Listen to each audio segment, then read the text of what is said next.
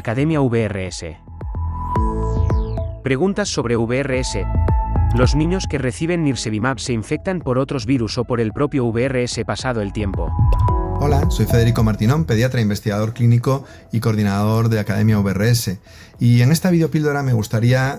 analizar o contestar a una pregunta frecuente, y es si los niños que reciben nirsevimab, y que sabemos que funciona bien en función de su ficha técnica y todo el desarrollo clínico, si esos niños se infectan por otros virus en vez del virus respiratorio sincitial, es decir, si ese nicho que el virus respiratorio sincitial ocupaba es ocupado por otros virus, o si pasado el tiempo, es decir, cuando desaparece la duración de la protección o al año siguiente de la inmunoprofilaxis con nirsevimab, se infectan por VRS y qué consecuencias tiene, ¿no? Entonces, bueno, lo primero que podemos decir en este sentido viene de los propios datos de los ensayos clínicos, ¿no? Y en el análisis de los ensayos clínicos en la siguiente estación, es decir, cuando los niños que habían recibido nirsevimab se siguen observando durante la segunda estación, no se observa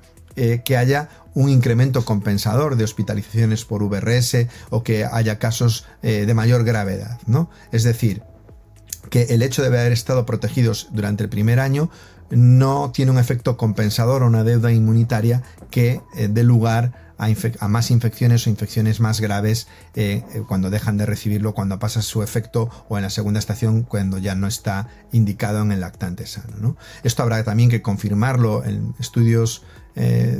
posteriores, ¿no? En estudios fase 4, pero los datos iniciales hablan en esta dirección, lo cual también tiene que ver con la capacidad que el monoclonal tiene de evitar las formas graves, pero no de tener un efecto esterilizante, es decir, que necesariamente no evita la infección, aunque en cualquier caso, como sabemos además, la infección por virus respiratorio sincitial, el factor de riesgo independiente más importante es la edad, es decir, que infectarse con más edad disminuye significativamente la probabilidad de que esa infección tenga consecuencias graves. Pero también en los ensayos clínicos se analizó si en el grupo de nirsevimab, donde se demostraba una eficacia muy elevada para prevenir infecciones por VRS que necesitasen atención médica o que necesitasen hospitalización o formas graves por virus respiratorio sincitial, si había un incremento compensador por otros virus o por otras infecciones, ¿no? Es decir, si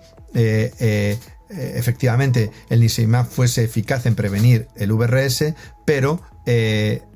ocupando ese nicho otros virus diesen lugar a infecciones que condicionasen atención médica o que condicionasen hospitalización. Entonces, lo que se vio es que cuando se analizaba globalmente las hospitalizaciones de cualquier